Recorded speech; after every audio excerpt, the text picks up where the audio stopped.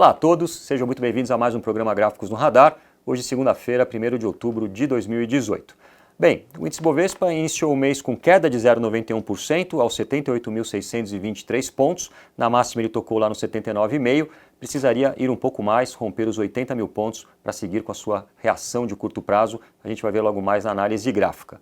Nos Estados Unidos, Dow Jones encerrou com alta de 0,73%, o S&P subiu 0,36% e o Nasdaq fechou em queda de 0,11%. Bom, com as eleições muito próximas agora nesse final de semana, a gente deve ter essa semana com bastante volatilidade. Hoje mesmo o índice Bovespa alternou entre positivo e negativo ao longo do dia. O volume foi um pouco mais fraco, foram menos de 9 bilhões negociados. Por outro lado, a gente teve a Bolsa reportando que o investidor estrangeiro entrou com 870 milhões comprados no dia 27, a última quinta-feira.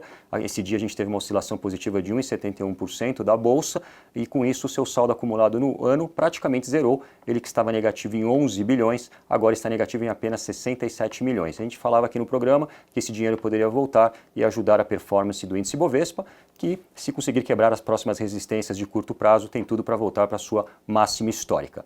Vamos ver então como é que ficaram os principais destaques da análise gráfica. Começando com o gráfico do Dow Jones numa escala diária, por aqui o Dow segue com uma tendência de alta, trabalha dentro de um canal, próxima resistência está na máxima histórica, marcada na região dos 26.700 pontos, e na ruptura deste nível o Dow passaria a olhar para os 27 mil, mais ou menos por onde projeta o teto do seu canal. Do lado inferior ele tem gap para fechar nos 26,5 e a base do canal de alta passa lá nos 26.350.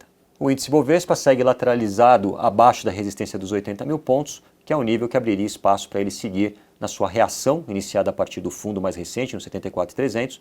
A reação seria inicialmente até os 81.700, que é o topo mais recente, e depois o Ibov passaria a olhar para a reta de resistência traçada a partir de sua máxima histórica, que projeta hoje nos 84.100 pontos. Aqui embaixo as linhas do estocástico seguem com uma posição comprada no gráfico diário. O dólar teve um dia de queda, ele segue abaixo dos 4,05, a antiga linha de pescoço que ele havia perdido na semana passada e que agora passa a atuar como resistência, fechou o dia 4,01. Para baixo, ele tem próximos apoios em 3,96 e 3,92. Já do lado de uma alta acima dos 4,05, a principal resistência ficou no seu topo do ano, na região entre 4,20 e 4,21. A Vale vai armando para alta novamente, após ter respeitado o suporte dos 58,94, ela sobe agora para testar a primeira resistência no 60,5. Mais acima ela encontraria o seu topo histórico, que ficou marcado ali no 62,30, e no rompimento deste patamar, o próximo objetivo seria na casa dos 63,74.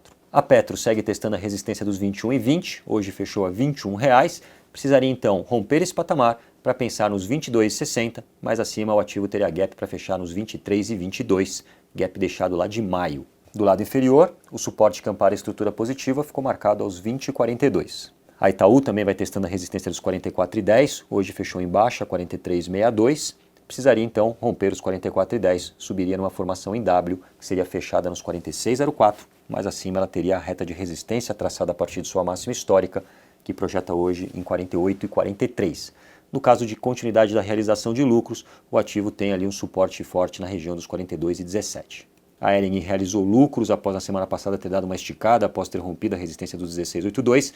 16,82 passaria agora a atuar como primeiro suporte. O ativo encerrou hoje a 17,48, tem condições de dar continuidade ao movimento positivo e fechar a formação lá nos 18,50. Já a Camil segue lateralizada abaixo da resistência em 7,22, encerrou hoje a 7,03. O suporte está lá embaixo no 6,77. Acima de 7,22 confirmaria uma bandeira de alta que teria projeções de objetivos em 7,59 e posteriormente no 7,95.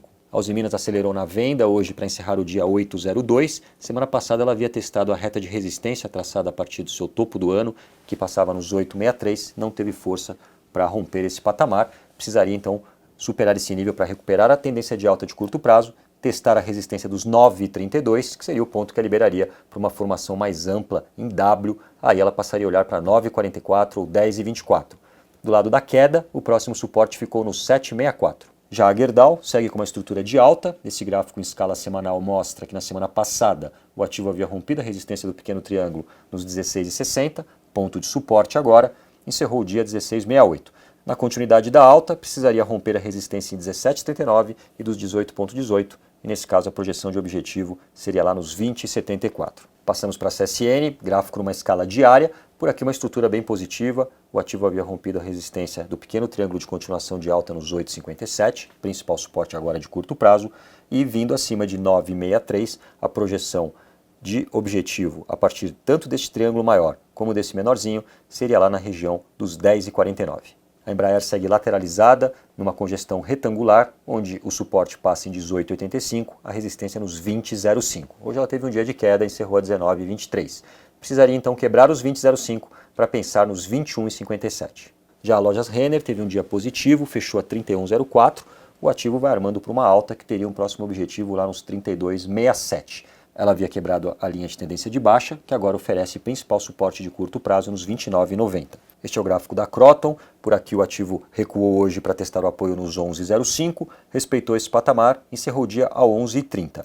Vindo acima da máxima em 11,81, a máxima da semana passada, ela seguiria com essa estrutura positiva, teria ali um próximo objetivo nos 12,27 e depois passaria a olhar para 13,27.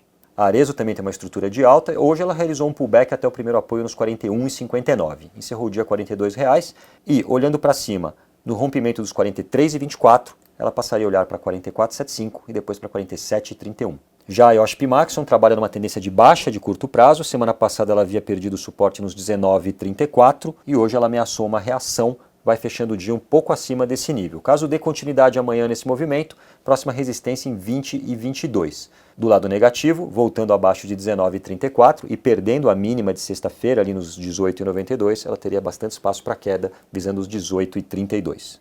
No último Fique de Olho, mostramos este gráfico das lojas americanas, que ganharia força no rompimento dos 16,02. Hoje ela teve um dia de queda, encerrou a 15,50, tem próximo apoio nos 14,92. Fica valendo que acima de 16,02 o ativo pode subir uma formação em V e teria objetivos em 16,91 e depois gap para fechar nos 17,80. Atenção para as ações da Cielo, o ativo que segue dentro de um canal de baixa, hoje vai perdendo o apoio nos 12,22, renovando a mínima do ano, encerrou o dia 12,15. Caso dê continuidade a este movimento, ela teria uma próxima busca lá nos 11,38. Apenas reverteria essa situação, quebrando a linha de tendência de baixa, que hoje passa próximo aos 13,57. Bom, pessoal, esses eram os gráficos que eu tinha separado para vocês hoje. Eu fico por aqui, desejo a todos uma ótima noite, até amanhã.